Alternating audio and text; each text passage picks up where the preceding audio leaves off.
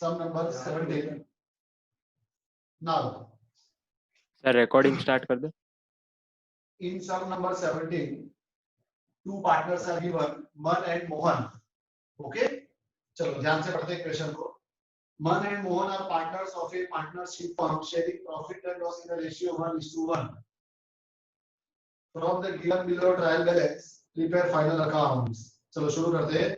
अब इस बार हमें पार्टनर का कैपिटल अकाउंट और करंट अकाउंट दोनों दिया है। ओके, तो पार्टनर कैपिटल अकाउंट को हम सीधा बैलेंस शीट में ले जाएंगे और करंट अकाउंट का जो बैलेंस है वो पार्टनर्स करंट अकाउंट में लिखेंगे। पार्टनर्स कैपिटल अकाउंट कितना है, वो ओपनिंग कैपिटल 2,80,000। पार्टनर्स कैपिटल मन का कैपिटल कितना है, ₹2,80,000 एंड मोहन का कैपिटल कितना है, 2,20,000। 2,20,000। Okay, so total will be how much, 5 lakh। 5 lakh. अब करंट अकाउंट का बैलेंस देखो, नीचे दिया है सबसे लास्ट में, मन का डेबिट है और मोहन का क्रेडिट है, तो 1,42,060 दोनों जगह लिखेंगे हम।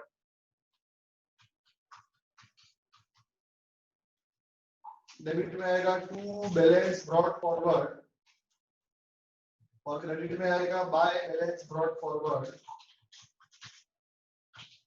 मन का बैलेंस डेबिट बैलेंस है 8,000 और मोहन का बैलेंस क्रेडिट बैलेंस है 12,000। ओके, अब ओपनिंग बैलेंस खत्म हो गए। अब हम चलते हैं एडजस्टमेंट पे। सबसे पहले adjustment, the value of closing stock is ₹80,000. Its market value is 10% more. Market value 10% मोर है, तो कैलकुलेशन नहीं करना है क्योंकि क्लोजिंग स्टॉक पे हमने हमेशा 80,000।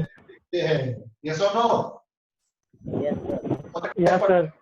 अगर 10% करेंगे तो क्या होगा, वैल्यू हायर आएगी, ज्यादा आएगी, वो तो हमें वैसे भी दे लिखनी है। सो बाय क्लोजिंग स्टॉक कितना आएगा, 80,000। 80,000 कहाँ पे आएगी, balance sheet asset side. Balance sheet में आएगी असेट साइड पे, या नीचे में लिख देता हूँ closing stock 80,000 and out in adjustment 1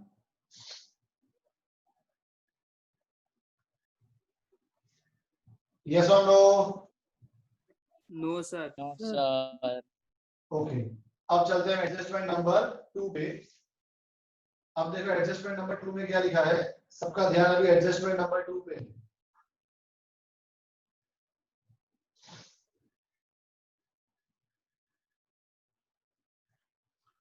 provide depreciation 10% on machine and furniture. Depreciation 10% बोला मशीन एंड फर्नीचर पे। तो चलो पहले मशीन को देखो ध्यान से, तो इस बार 2 मशीन दी है। एक मशीन ऑफिस लिखा है जो पहले से हमारे पास है, और दूसरी मशीन हमने इसी साल के स्टार्टिंग में खरीदी है, 1 अप्रैल को ही खरीदी है ना, तो दोनों मशीन ऐड हो जाएगी।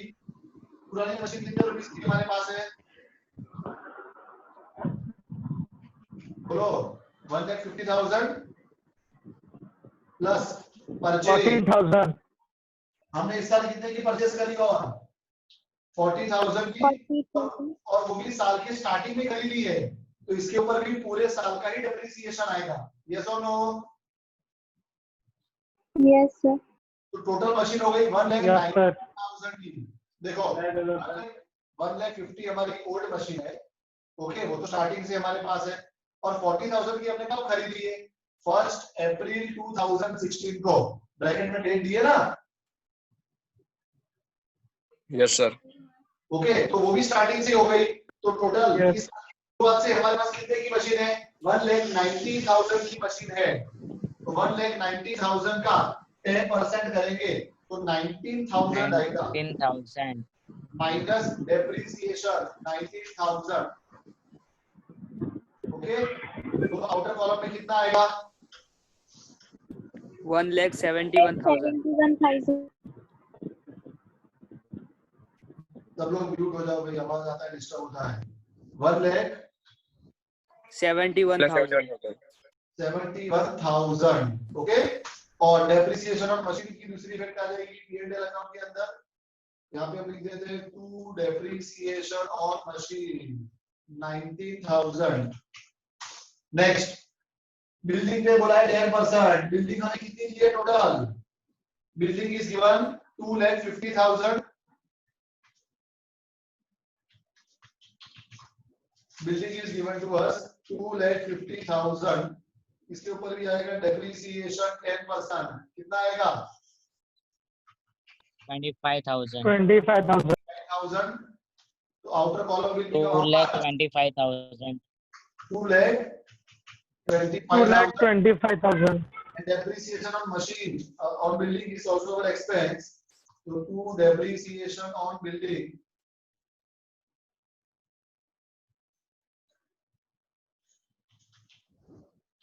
$25,000 and out यहाँ तक No, sir.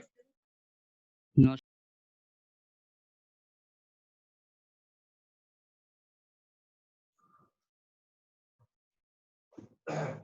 अब उसके बाद चलते हैं आगे थर्ड एडजस्टमेंट पे। अब ये बहुत ध्यान से यार, इधर गड़बड़ होती है। एडजस्टमेंट 3 को सब लोग सर्कल कर लो, यहाँ सबकी गड़बड़ होने की बहुत चांस है। Adjustment 3 very important. Debtor of ₹10,000 became insolvent.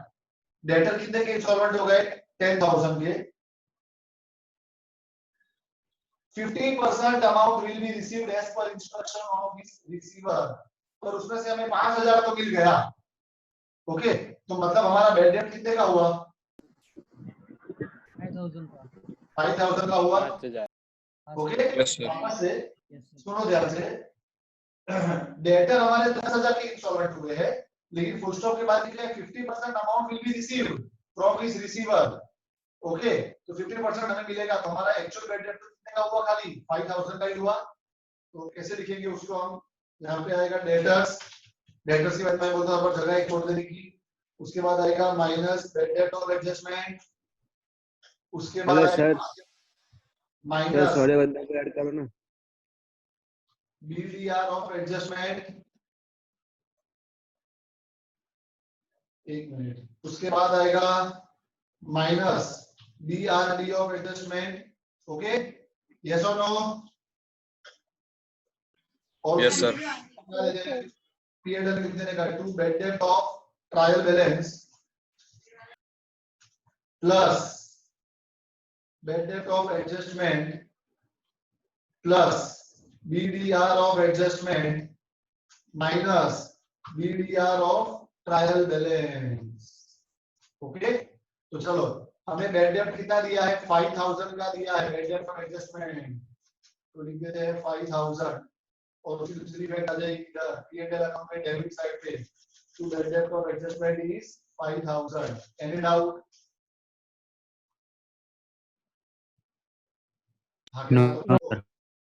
अब ये सब में इन लोगों ने एडजस्टमेंट ऐसे लिखी है कि अपने ना चाहते हुए गलती कर दे। क्यों?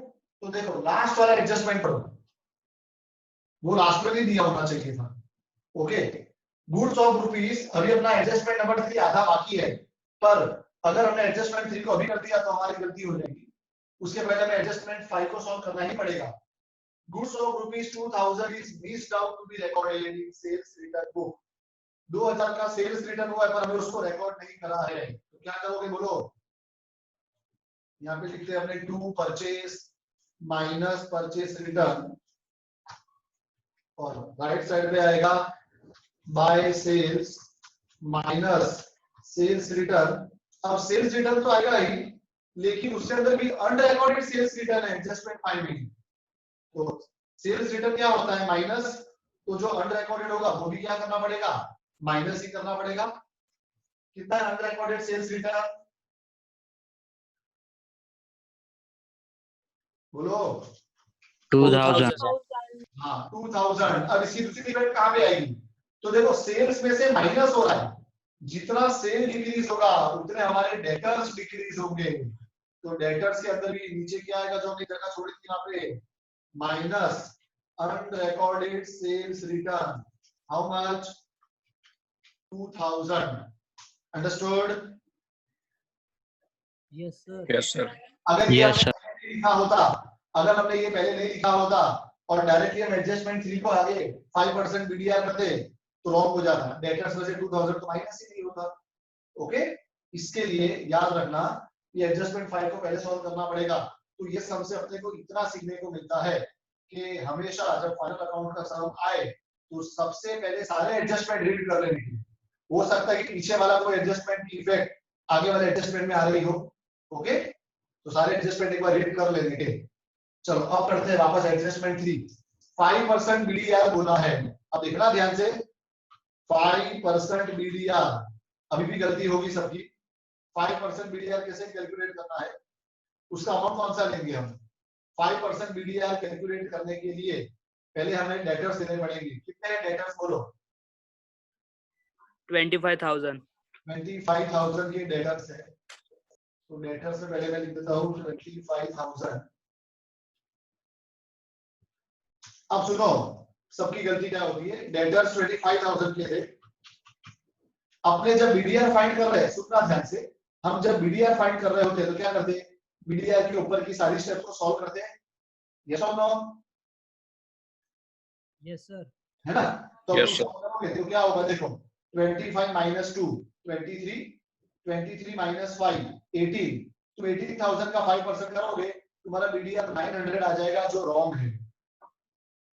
ओके, अब अभी तक हमेशा क्या करते थे, बीडीआर सॉल्व करने के लिए उसके ऊपर की सारी स्टेप सॉल्व करते थे।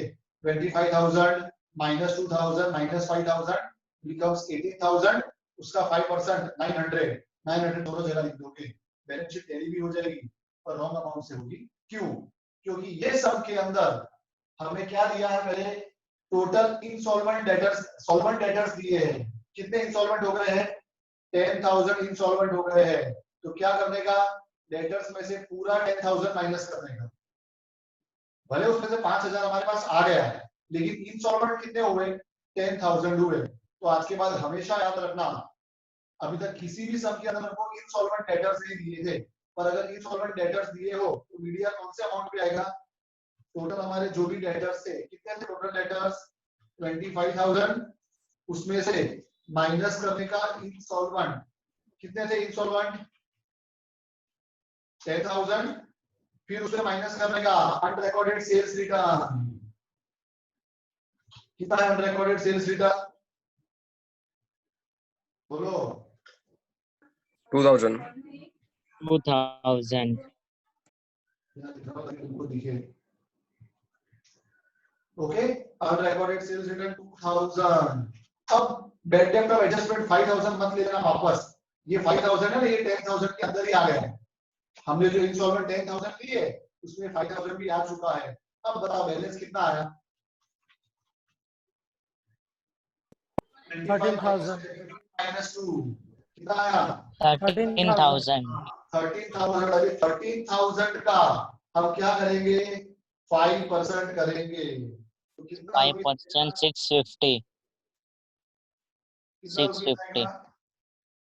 13,000 का 5%। या एट की साइड नहीं ले रहा है, एक्सेल में एट की साइड में नहीं लिखा, वो कुछ और समझ लेता है, फॉर्मूला समझ लेता है। तो ये 13,000 जो बैलेंस आया है हमारा, इसको मैं हाईलाइट कर रहा हूँ। इस 13,000 बैलेंस के ऊपर हम बीडीआर निकालेंगे। तो बोलो हम बीडीआर कितना आएगा? 650. हाँ 650। बीडीआर 5% बोला था, तो 5% के अकॉर्डिंग आ जाएगा 650। समझ में आया सबको? अगर तुम डायरेक्ट ये तीनों को माइनस करते तो 18,000 का 5% 900 आता, जो रॉन्ग होता। अगर इंसॉल्वेंट डेटर्स दिए हैं तो पूरे इंसॉल्वेंट लेने, भले उसमें से 5,000 आने वाला है, अभी आया नहीं है। ओके, इस रिसीवेबल लिखा है, देखो 50% अमाउंट विल बी रिसीव हो जाएगा फ्यूचर में। तो अभी तो अपने को पूरे के ऊपर ले लेने का। तो चलो बीडीआर ऑफ एडजस्टमेंट आएगा 650 एंड आउट। और बीडीआर की दूसरी इफेक्ट यहाँ पे आएगी।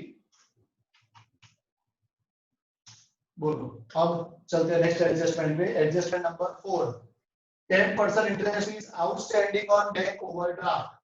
बैंक ओवरड्राफ्ट पे 10% का इंटरेस्ट आउटस्टैंडिंग है। कितना बैंक ओवरड्राफ्ट?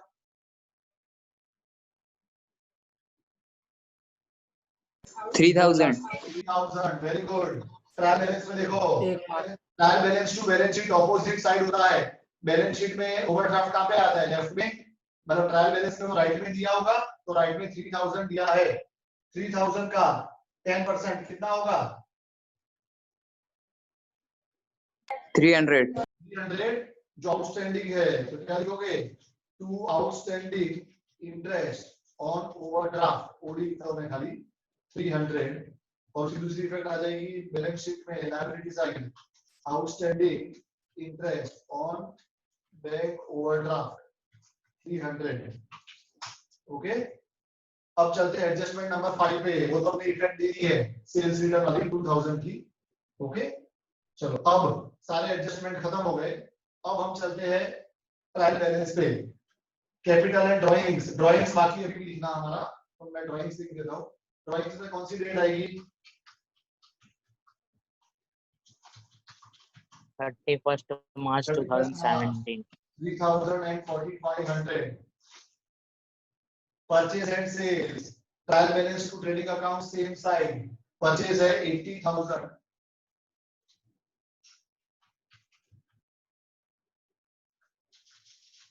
एंड सेल्स कितना है? 1,20,000. 1000। उसके बाद एडवर्टाइजमेंट एक्सपेंस 7,000 कहां पे आएगा? P&L debit side. Advertisement expense 7,000। उसके बाद कैरेज आउटवर्ड 850 कहां पे आएगा? P&L account. debit side. P&L account debit side. 850. Machine हो गया, परचेज ऑफ मशीन हो गया, बिल्डिंग हो गया। ऑफिस सैलरी 15,000 कहां पे आएगा? P&L account debit side. Customers and suppliers, customers यानी डेटर्स वो तो हमने लिख दिया है। सप्लायर्स का मतलब creditors 35,000 balance sheet liability side. उसके बाद हाँ बोलो ना। क्रेडिटर्स 25,000 हुए ना सर? नहीं सॉरी गुड्स रिटर्न, अब गुड्स रिटर्न आते हैं ट्रेडिंग अकाउंट में, लेकिन गुड्स रिटर्न के एडजस्टमेंट में साइड में माइनस आता है। मतलब वैसे भले trial balance to trading account same side होता है, पर गुड्स रिटर्न में माइनस आता है, मतलब हम उसको ऑपोजिट साइड ले जाते हैं। यानी कि जो 450 हमें 16,000 हमें जो लेफ्ट में दिया है वो कहां पे आएगा? राइट में। मतलब वो क्या हो गया? Sales return. यस और नो? नहीं समझा सर, राइट में क्यों किया सर? और 40,000 जो राइट में दिया है वो कहां पे आएगा? लेफ्ट में। परचेज रिटर्न समझ में आ रहा है सबको? नहीं सर, सर वेट चार्जेस बोलो कहां पे आएगा? Weight charges. हेलो सर, कहां पे आएगा weight charges? Trading account. Trading account 450। Microphone mute रखो। वेट चार्जेस के बाद लोन ऑफ मन, लोन ऑफ मन कहां पे आएगा? Balance sheet liability side. Loan of मन कितना है? लोन ऑफ मन 10,000. लोन ऑफ मन है 10,000। अब याद करो चैप्टर नंबर 1, लोन ऑफ मन के लिए याद करो chapter number 1। 6% interest. 6% interest on loan has to be given, है ना? तो 10,000 का 6% होगा 600 रुपया। यस और नो? Yes sir. अब 600 में से कितना दिया है पहले से? इंटरेस्ट ऑन लोन ऑलरेडी 400 रुपया दिया है, देखो दिया है ना ट्रायल बैलेंस में। Yes sir. मतलब आउटस्टैंडिंग कितना हुआ? खाली 200। तो देखो 2 इंटरेस्ट ऑन लोन 400 तो लिया है, प्लस आउटस्टैंडिंग कितना है? आउटस्टैंडिंग 200। 200.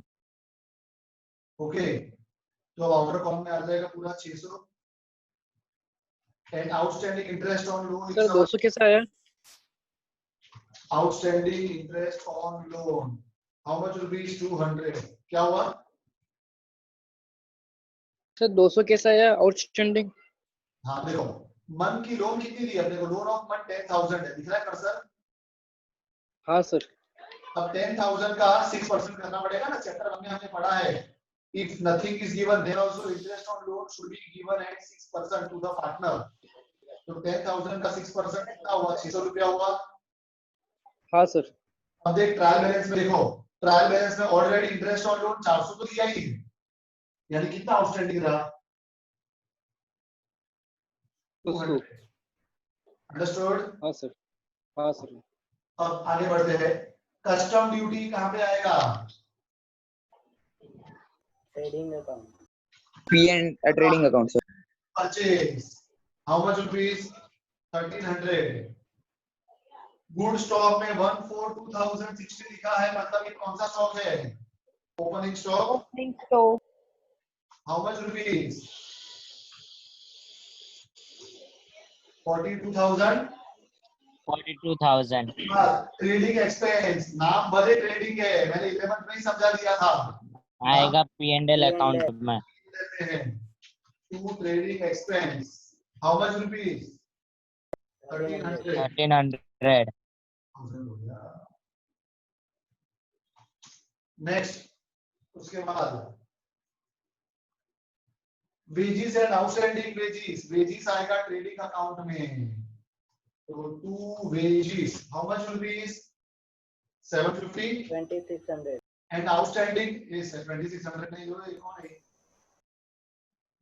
वेजिस तो 750 है ना trial balance to trading account same side wages कहां पे आता है डेबिट में तो ट्रायल बैलेंस भी कहां पे होगा डेबिट में and outstanding wages is our liability how much rupees 2600 और trial balance to balance sheet opposite side outstanding wages balance sheet में लेफ्ट में आएगा तो ट्रायल बैलेंस में राइट में दिया होगा तो दिया तो है 2600 यस और no yes sir. Next commission paid in advance 350 prepaid commission is our asset prepaid commission is our asset commission paid in advance how much rupees 350 350 और वैसे भी बोले trial balance to balance sheet opposite side 350 left में दिया है तो balance sheet में right में आ गया bank account and cash account हमेशा असेट में ही आता है ओके अब trial balance to balance sheet opposite side होता है तो जो 20,700 लेफ्ट में दिया है वो कहां आएगा राइट में आ जाएगा मतलब कैश अकाउंट हो गया और जो 3,000 राइट में दिया है वो कहां पे आएगा लेफ्ट में आएगा मतलब वो क्या हो गया बैंक अकाउंट हो गया और बाजू में लिख रहा हूं तो क्या लिख सकते हैं it is overdraft any doubt no sir next investment in 8% secure अच्छा इंटरेस्ट ऑन लोन हो गया investment in 8% security investment is always our asset investment in 8% security how much rupees 30,000 और वैसे भी रूल है trial balance to balance sheet opposite side और current account हमने already लिख दिया है तो ट्रायल बैलेंस की भी सारी एंट्री खत्म हो गई अब हम हर एक अकाउंट को क्लोज करते हैं शुरू करते हैं ट्रेडिंग अकाउंट से चलो ट्रेडिंग में 80,000 माइनस 14,000 कितना आएगा बोलो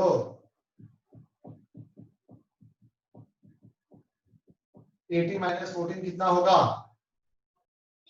66,000 अब राइट साइड पे 1,20,000 माइनस 16,000 माइनस 2,000 कितना सर एक होगा डाउट है सर बोलो 1,02,000 1,02,000 क्या डाउट है बोल राज सर एक डाउट है सर बोल सर ये सेल्स रिटर्न और परचेज रिटर्न का अमाउंट समझ में नहीं आ रहा है कैसे लिखा हुआ है 14,000 और 16,000 सर ऑपोजिट लेकिन क्यों आपने तो ट्रेडिंग अकाउंट सेम सेट होता है ना और माइनस है ना अरे कितनी बार चिल्ला चिल्ला के बोला मैंने लेक्चर में पहली बार थोड़ी बोल रहा हूँ कितनी बार मैंने बोला trial balance to trading account same side होता है पर परचेज रिटर्न और सेल्स रिटर्न में माइनस आता है तो ऑपोजिट साइड लेना पड़ेगा ना ओके सर समझा कि नहीं समझा मिस्टर राज? हाँ सर समझा।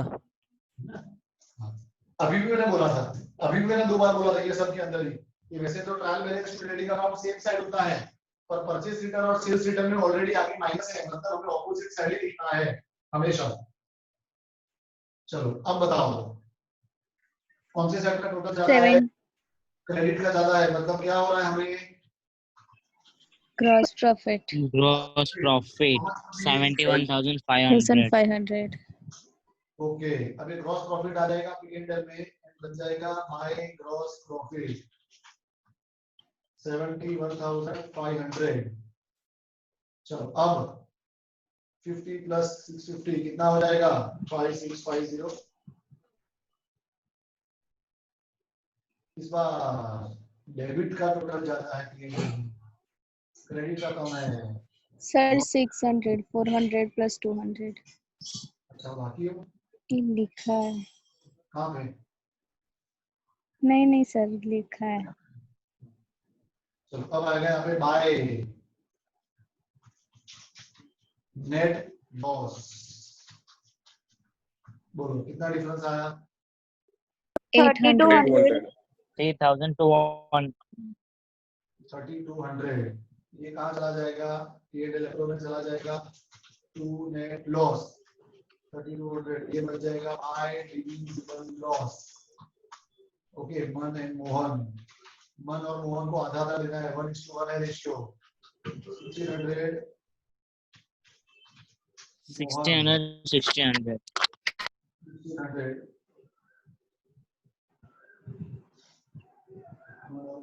Outer column will become 3200। Okay, और ये लॉस है तो कहाँ जाएगा? पार्टनर करंट अकाउंट में डेबिट साइड पे।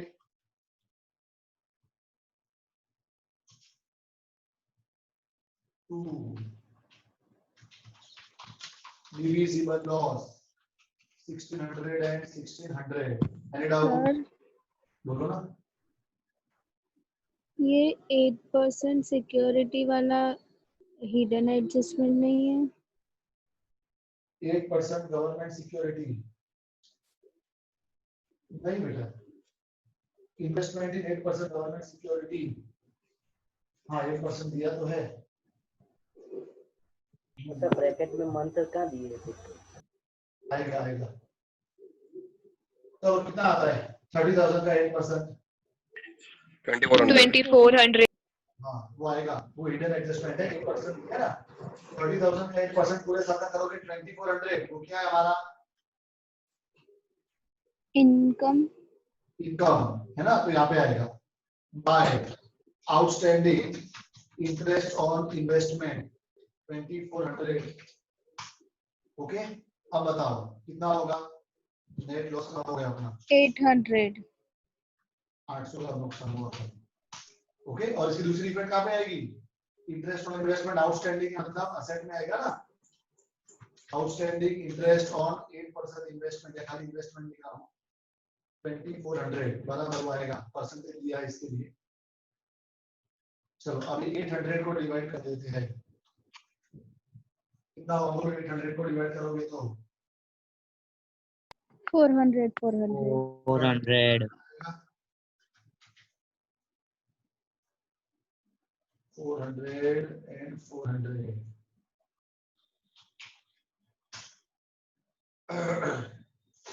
चलो अब ये डिविजिबल लॉस इधर आ जाएगा 400 and 400। अब इस बार देखो क्लियरली क्रेडिट का टोटल ज्यादा है, मन के अंदर डेबिट का टोटल ज्यादा है और मोहन का क्रेडिट का टोटल ज्यादा है। तो 31 मार्च 2017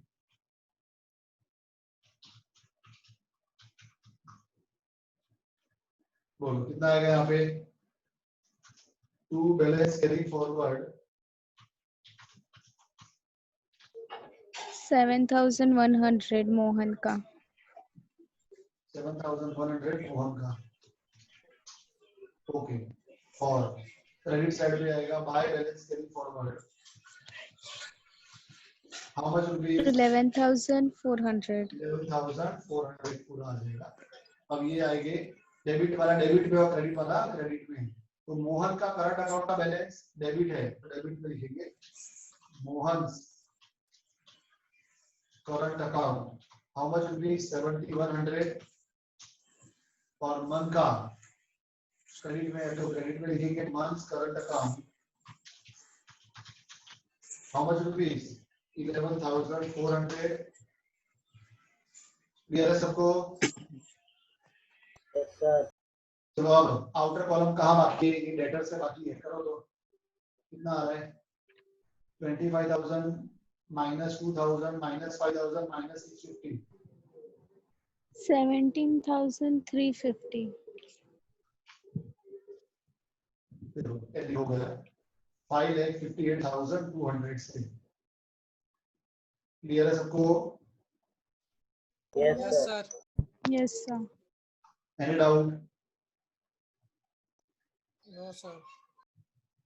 ये सब के अंदर एक ही चीज इंपॉर्टेंट है, वो एडजस्टमेंट नंबर 3 बीडीआर कैसे कैलकुलेट किया और 3 एडजस्टमेंट करने से पहले 5 एडजस्टमेंट का यूज करना था। ये दो चीजें याद रखनी है इस सम के लिए, बाकी तो पूरा सम इजी है।